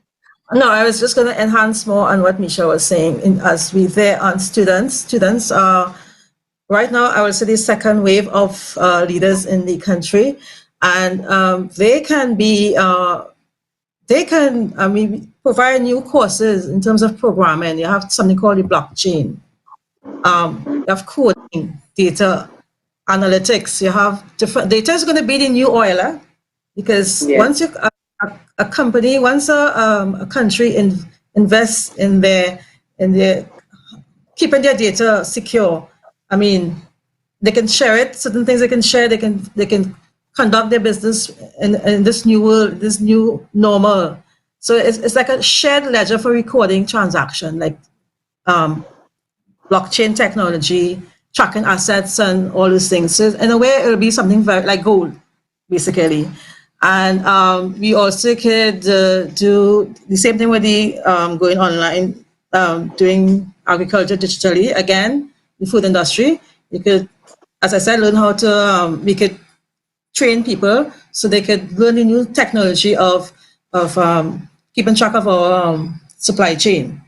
All right. So there are various ways now online you could learn new courses and try and see if you could develop yourself, and that's basically where we should be going with the new sets of students, Michelle. Agreed. I mean, we have to start to, again, utilize first world standards and impose them in the country. We have learned from a very, very harsh reality that we are so back in time and so archaic, that we need to step up our processes. We mentioned the call center, and just to give you an idea, India was the forefront of that. But right now, Yes. Jamaica, there are many call centers in Jamaica, and one of them is Scotiabank. I repeated that a few weeks ago, and I will say it again, because why was that not Trinidad? You dial a number here in Trinidad and you get transferred to Jamaica, because the focus is from a customer service standpoint, and they're doing that customer service as a outgoing product of their organization. And this can serve for the single mothers, the single fathers, persons just entering the workforce, to get these type of jobs. I indicated before, I started in the cruise line industry in a reservation center. I was only 20 at the time, and it was very marketable. You know, before we even get there, we need to, our whole infrastructure for broadband has to be improved. It's a bit, And not it's quite, 5G. Yeah? huh? Well, I was not going to get And that when we very I was not going to get to that dreaded point of 5G. I mean, a change of advent in terms of the broadband is here, and is a further way of doing business. I mean, we could. I mean, I don't know. We could probably uh, look at mostly like if we want to upscale our digital network, we need to invest in whatever technology is happening at the moment because it's for the future. I mean, a doctor could probably use it in terms of doing surgeries and different stuff. So we cannot Yes. not until we're sure if it's something will be viable for our country, and if we have to go digital as the whole world is going digital, we will have to relook at our system, our 5G system. So those are We things. definitely do. And what Michelle was just saying there, that raised a couple points to me that us, well, Jamaica capitalizing on it. I remember the first time that I noticed that Jamaica was doing the dispatch call centers was when I called Flo sometime last year to deal with a problem, and I was greeted with this most courteous with this most courteous Mm-hmm. young lady, with a clear Jamaican accent, and I think we spent close to an hour on the phone, and every minute of that call was enjoyable. From Miss Holder to she was sweet, she was delightful. She made me feel to go on the website and fill out a customer review because I was so pleasantly surprised. But that brought up the point again, well, it brought up the point for me that customer service, that's actually something that we need to invest in as a country, because the same experience that the experience that I had with her, contrast that to dealing with somebody last week or 2 weeks ago on Flo. He's obviously working from home, no problem. You're hearing pots and pans banging in the Mm-hmm. background, no problem. But when I ask you about it, I can't do nothing about that. And I'm like, dude, guy, I mean, I Yes. understand that you can't, but that's not the way you speak to people. And then when he's getting irritated, you're hearing it in his voice. We definitely need to invest in our customer service here in Trinidad and Tobago. Countries that do well are countries where you notice customers in terms of tourism and hospitality. Cruise ship lines, they are places and businesses that have understood the returns on investment when you invest in customer service here in Trinidad and Tobago. We treat it as something, we say it in name, but we don't follow up on it at all, at all, at all, at all. And then something else you said, Michelle, with regards to call centers and digital services being able to employ single mothers and stay-at-home housewives. There's also a percentage of the population that go um unnoticed, but they could very much benefit from jobs like that, which are the disabled. The disabled people can work from home as well. We can employ Yes, them. Yes. People on definitely. wheelchairs who Mhm. can't leave their homes. You can be with your headset on, plugged in from home, working from home as we're all forced to do right now during COVID-19, and providing customer service or call center help or digital technology services or online courses from the comfort of your home. And I don't think I don't think that we have as a nation, particularly as people, I think we leave, there are many people that we leave behind, but the disabled and the disadvantaged in society, they should have access to the same opportunities that we have. And the thing is, there are industries and there are businesses that can allow you to utilize their disability to their advantage, and working from home in a call center is one such way, and many other ways that we can usefully and gainfully employ them rather than just have them relying on a disability grant for the rest of their lives. These people have pride and they want to be able to work and earn an income just like a person who has.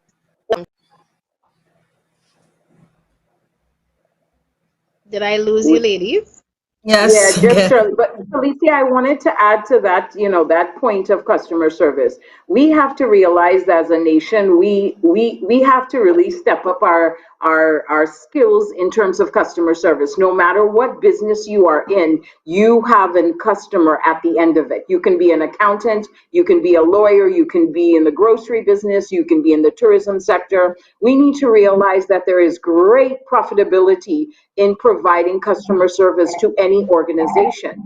And we need to stop thinking that's something that's, just very relaxed, as you indicated. We need to step up our game as individuals. Both of you know I come from a very strong background, cruise line industry, overseeing up to 20,000 crew members in terms of guest relations.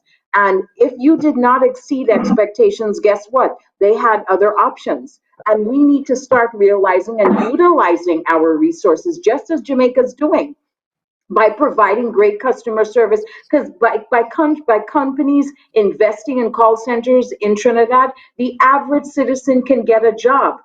That's what we need to realize. We need job creation. Agree. I can see from post smaller, more quality businesses are going to emerge. Yeah. I can just imagine the diversity of new businesses in the future.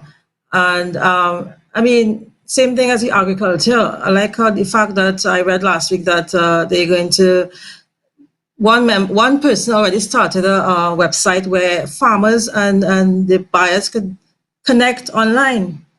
You don't have to go around anymore and drive to various groceries and supermarkets, thereby wasting a lot of gas, etc. You just connect with somebody online.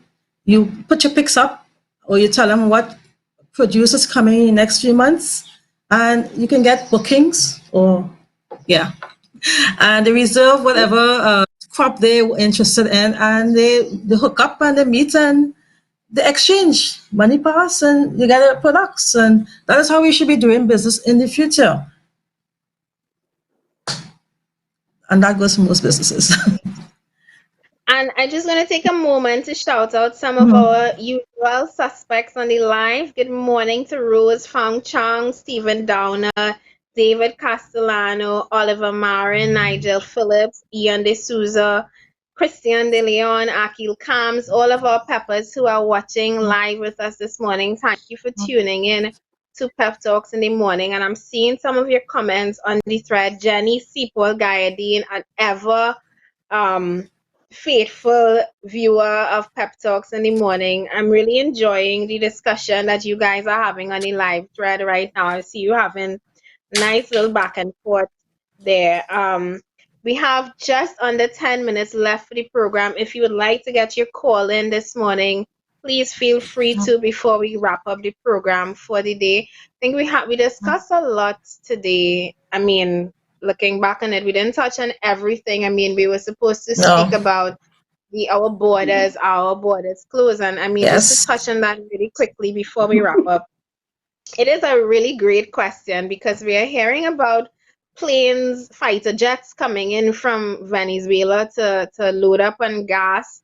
We're also seeing flights that are coming in from West Palm Beach and Puerto Rico. So our borders closed or aren't they? Is there a special VIP opening of the border that we are unaware of? Is there a special diplomatic opening of the border that we're not aware of? Because when I heard that our borders were locked down, I assumed that that meant they were all the way locked down. I didn't realize that that meant exceptions. And I mean, other than for bringing home our people who are stranded, I didn't realize that we were going to have this much flight activity in a period that there's supposed to be none. So are our borders closed or aren't they? Well, That is the question. Are they closed? hear it. This is a worldwide thing is going on. I look at different apps and I see a lot of airports are open due to, for whatever reason, it could be for emergency flights, it could be for, well, cargoes and various other reasons, probably. So it's hard to say we could do a full lockdown. I'm being very neutral here. And I think I mean, my daughter is a flight attendant, and I know for a fact that she's not working. So I know there's only certain flights for sure are open for various reasons. And as I said, we don't know exactly, and this is what we are going back now to transparency. And if the government is truthful in dealing with these citizens and letting us know what is going on, we will not be so distrustful. We will not question everything that is happening, you know? So, Exactly, Sherry, because the pictures that we are seeing are private jets. They're not cargo jets that could be possibly, transporting goods to the country. These are private jets coming from West Palm Beach. If you know West Palm Beach, it is a very small airport. So it leads to the transparency or lack of transparency as to what is actually going on. We have hundreds of citizens stranded out that are pleading to come home, and this is why this looks shady. It looks shady that private jets are allowed to land, and citizens, students, in Suriname and Jamaica, in Barbados, are pleading on the cruise ships are pleading to come home, and they can't.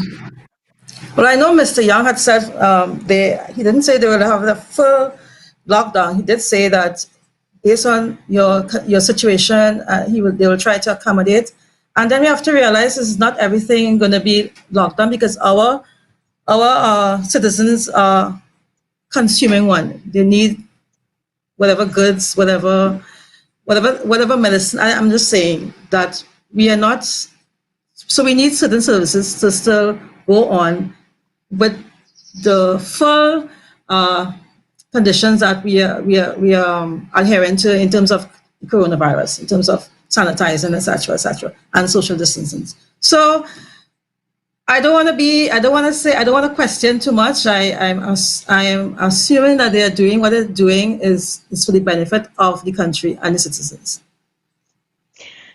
I mean, I want to question. I want to question everything, and I would like to believe that everything is being done to the benefit of the citizens and the cargo planes. Okay, no problem. Of course, we still have to get goods in and out of the country, but that particular Venezuela flight, that's one that's raising a real red flag for me, and I will be following that story and what develops out of it for the next over the next couple days.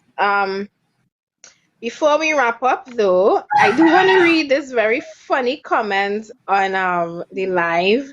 That cock crowing in the background makes me feel right at home. Thank you, Pep. You're Felicia, that's your welcome. cock, right? Ah, I'm not sure. It's not mine this morning. Mine, I had to chase. When I say it's not mine, my yard is open and my neighbors I have an open yard, so I guess they come to dig up for their worms here, and I had to go chase him because I'm like, listen, you're not going to be upstaging me this morning, okay? So, Michelle, if that's your this morning to him, he's making our Chinese at back out of Trinidad feel very much like they're back here, which is only a good thing. Ladies, we have just under 2 minutes left for the program. Please take your time. Shari, give your closing comments. Well, I would like to tell the leaders of Trinidad and Tobago that the situation now need to not call for vanities. It should be we should be frugal now in our expenditures. We need to more and more clients now concerning the job market. More and more customers and clients are becoming citizens of the net. Now there's a term now I call netizens, meaning well you're living on the net basically. The market is becoming more and more diverse. Also, it can be cruel because the dominant one will always win. All right, so you just need to rethink, we look at business, we look at everything in your life, see what is priority, and become relevant. The world has to change, and we will now be going into the new normal where new things are going to be happening. You need to embrace it and try not to reflect on the any negative thoughts. Basically, the government needs to come to terms and try now and focus on the citizen, try and see where the disconnect is and build from there, and let's move forward. That's my summary, Indeed. basically.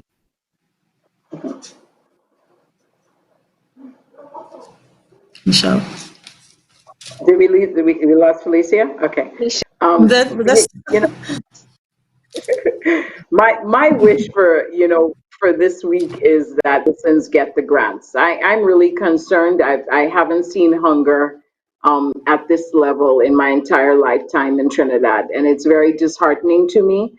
I hope for those of you watching and those of you that will watch the show, what we are doing is providing you with thought to question about what governance is and what governance should be.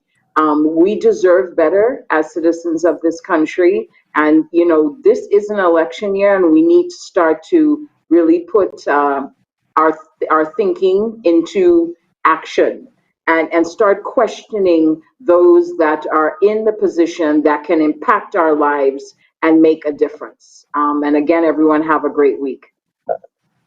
same here. Shari and Michelle, thank you very much for joining me on the program this morning. Shari, this was your debut, and you will definitely be back as a Oh my. co-host.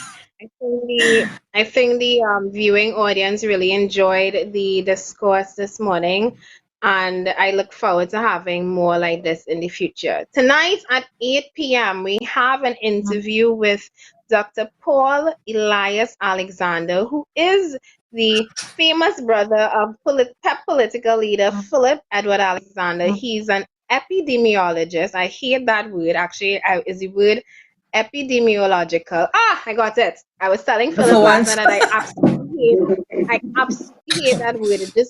My tongue doesn't like it at all. Anyway, he will be on the show tonight, Dr. Paul Elias Alexander. He's an epidemiologist out of Canada. He actually did a research paper on the developments of the pandemic. There's a lot of new information that is coming out because, as we know, this disease is, information is evolving day by day. Things are changing, and we have to keep up. We have to keep on the ball as it pertains to new information coming out. So, definitely do not miss Plain Talk tonight at 8 p.m. on our pages, Pep Bago. You can tune into Philip's page.